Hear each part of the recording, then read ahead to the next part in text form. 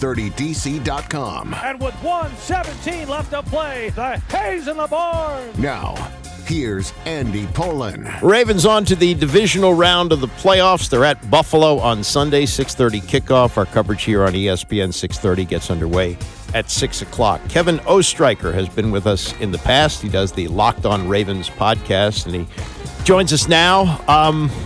I felt earlier this year that they were underutilizing Derrick Henry, but the way he's running right now, I wonder if there was some method to that they would have him healthy and fresh for the playoffs, because I'm telling you, Kevin, he looks like a freight train right now. Do you think there was something behind that he didn't get as many carries as some thought he should have gotten during the regular season?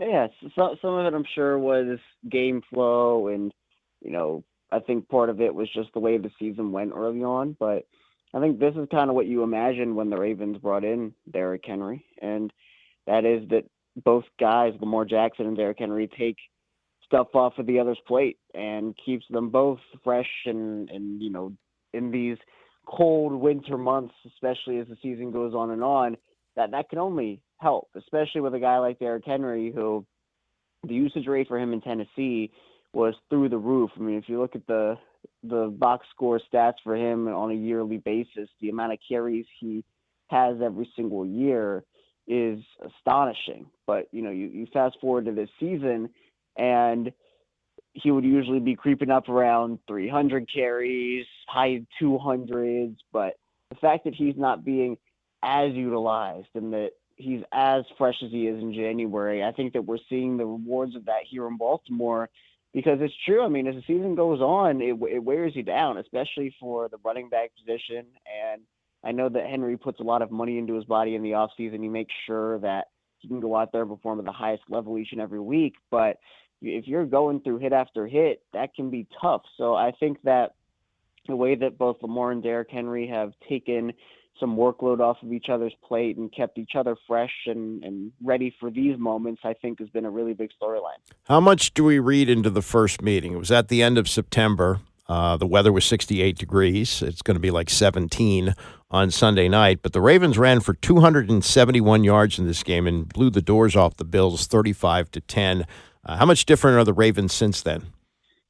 They're very different. I think both teams are. And you can take away, player nuances and things here and there, but it's not going to be the same game at all. And part of that is because, especially on the defensive side of the ball, Baltimore did have a very good game defensively in Week 4, and I think that a lot of people were kind of hoping that was going to be the start of the turnaround. Unfortunately, it came a couple months later, but it did happen. Mm-hmm. You have Darius Washington in there now instead of Marcus Williams, and Eddie Jackson is off the team. So, the defense looks very different. And opposed to Buffalo, you have the same kind of thing where they didn't have three key defensive starters, and, they were kind of dealing with some things as well. The Ravens had some guys out as well, like Michael Pierce, who didn't play in that game. So it is two very different teams.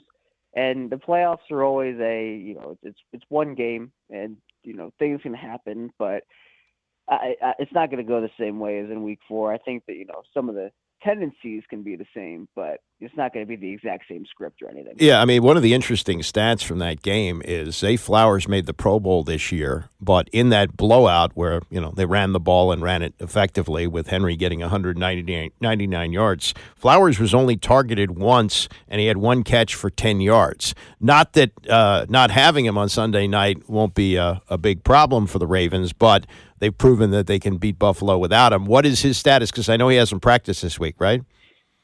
Yeah, has not practiced this week, and I probably at this point wouldn't anticipate he plays. We'll probably hear more about it in the upcoming hours or the next 24 hours. But he can practice, or he can play without practicing. But it just feels like with this injury, you don't want to turn what could be a 3-4 week injury, whatever that timeline is, into a 12-month thing where you rush him back and all of a sudden he goes down and it gets worse, where, they have to feel confident and comfortable in where he is, and he himself has to feel confident and comfortable in where he is. And it's a delicate balance, because when you get injured in week 18 as opposed to, week 4, week 8, week 11, it's no big deal in the middle of the season if it's a 3 to 4 week injury. But if you get injured in week 18, all of a sudden you're missing biggest game of the season after biggest game of the season, and that might take you out until after the Super Bowl or right up to it. So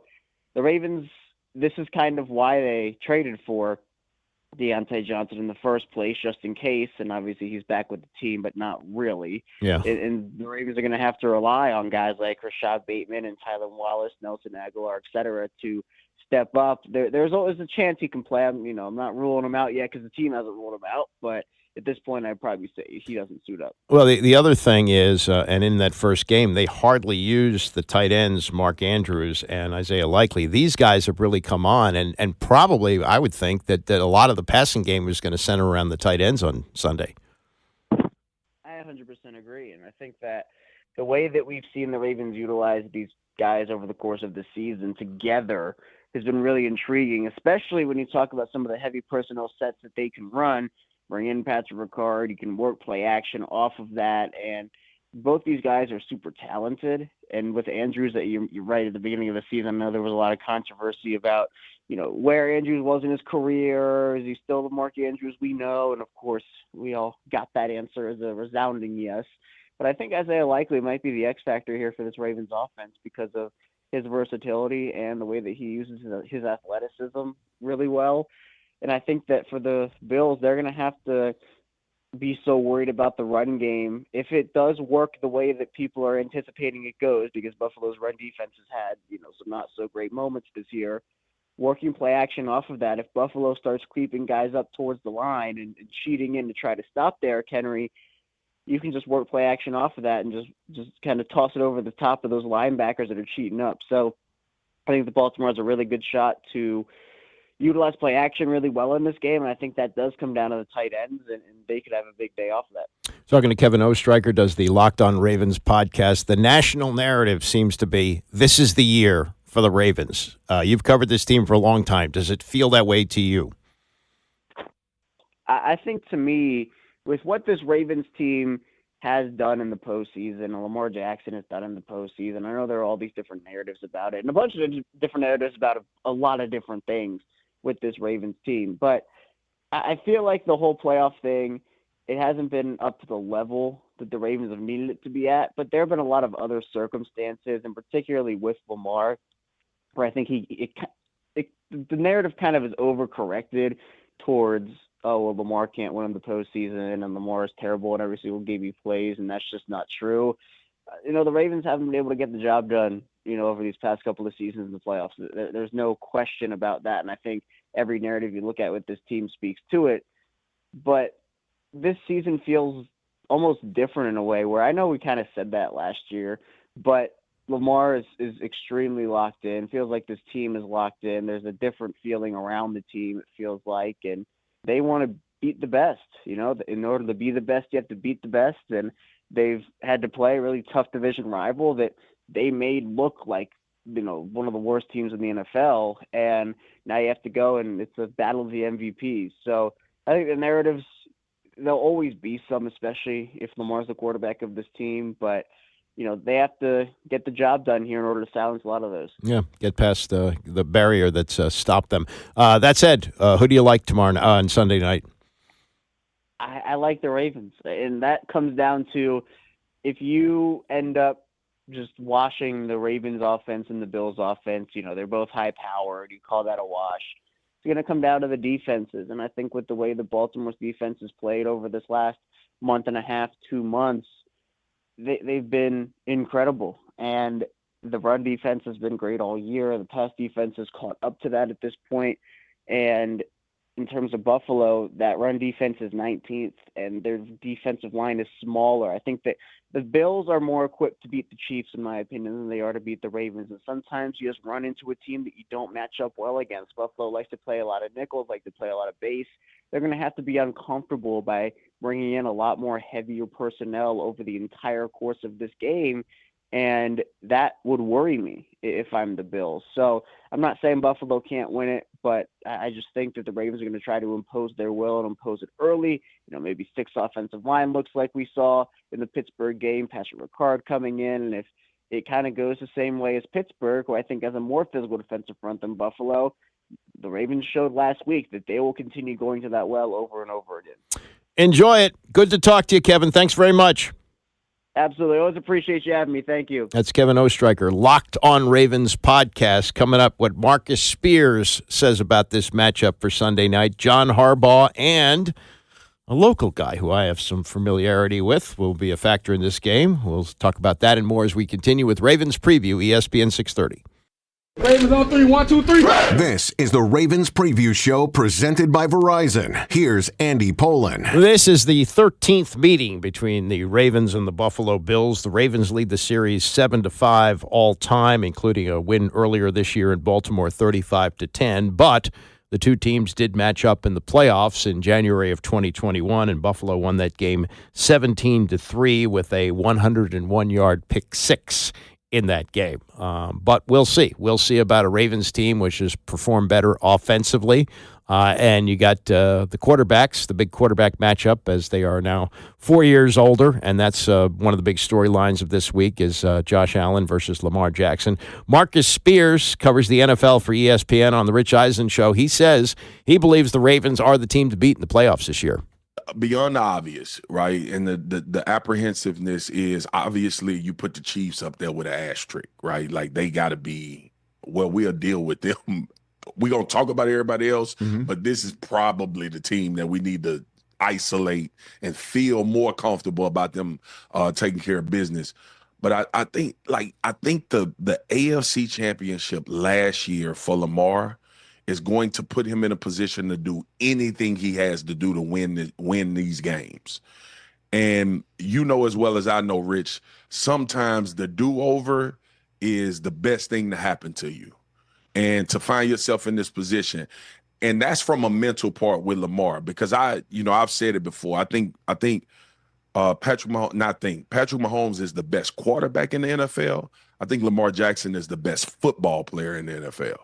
And there's a difference in that, even though Lamar plays the position at a very high level, just quarterbacking out of the pocket, I still think there's a magnetic energy around this dude that he can do whatever he wants to do at any time on the field when he makes his mind up to do it. And last year, I was frustrated and came on after the AFC Championship because I felt like he was playing coy and he was trying to be too careful and not just letting it all hang out. I think he does that this year, man. And obviously we know that beast that he has in the backfield with him. They dictate so much of what you can do defensively. Derrick Henry, yep, I see y'all putting up King Henry. Oh, yeah, with the smile on his face as he's running 40 yards down your throat. I mean, my God. Knowing that I'm bigger than my old lineman and nobody can catch me once I break through the second part of the line. But yeah, man, and then too, I think this Mark Andrews, I think Todd Monken, the offensive coordinator, has figured out this Mark Andrews, Isaiah Likely usage. And Rich, I'm gonna be honest with you, I think it's the most dominant thing in these playoffs is those two tight ends on the field at the same time, because you have to put big personnel on the field to try to defend them. And I don't think safeties and linebackers can defend either one of those guys one-on-one situation. So that's the outlook from Marcus Spears for Sunday night. The numbers are just eye-popping. Derrick Henry this year, 325 carries for 1,920 yards. He had 16 touchdowns on the year. And this should be impossible, that you throw 41 touchdowns and only 4 interceptions. Those are the numbers for Lamar Jackson. Over 4,000 yards passing. Josh Allen getting close to 4,000 yards. He also had low interception numbers, 28 touchdowns, 6 picks. I mean, this should be quite a show. The weather could play a big factor here. It's supposed to be 17 degrees. But actually, it's not the weather that John Harbaugh is concerned about. It's the noise. You've got to operate under duress. You know, it's the duress of the opponent. It's also the duress of the environment, and it's really the noise as much as anything, especially for the offense. But that's a two-way street. I mean, you know, we have it in our stadium. Our defense has to operate that way too, and you know, both groups have to deal with communication with noise. You know, so being on the same page, but also being on the same page with the snap count and things like that. Trying not to put ourselves in 1st and 15. Those kind of things is very important. And the big hype is the quarterback matchup. One of them is going to be the MVP. One of them is going to have a chance to play in the Super Bowl this year, and one of them is going to be bitterly disappointed on Sunday night. This is Harbaugh with his familiarity about Josh Allen, who he's played against for a while. Ultimate type competitor. Obviously, he's a fiery personality. We saw that his rookie year. I remember he came over on the sideline and him and Suggs or something. I don't know what happened. He got hit on the sideline or something. He came up swinging, man, and I respected that, And I did tell him. I said, "Whoa, calm down." And I saw him at the Masters, like that next year, that spring, and had a chance to hang out with him. He was there with Sam Darnold and had a few laughs about that whole deal. But a lot of respect for him. Competitive guy. Yeah, and look, he's put up some big numbers in terms of points. Detroit, resting players, but they won that game 48-42. I mean, he got in a shootout there. He got against the Jets. He put up 40 points. Last game, he put up 31 points against the Denver Broncos. So he has got that offense humming, and he's all up for the hype. Lamar versus Allen. Yeah, I mean, I think in the history of football, I've never really played against another quarterback. I've played against their defense, and just taking it one day at a time, trying to have a good week of practice, and then controlling what I can control. And it's attitude and effort, and it's how we come out here and just try to put our best foot forward and try to execute on Sunday. But do you relish the chance to go head-to-head with a great quarterback like that? Absolutely. I think that's why you play this game, is to be in moments like these. And our team, we're extremely happy and blessed to be playing and continue playing this game. And again, we're just trying to find a way to go 1-0. And there's one more angle on this. It's not just the DMV or the Washington metropolitan area, as I've called it most of my life. It's really home for me. It's Rockville, Maryland, and it's Wooten High School, where both of my kids graduated from.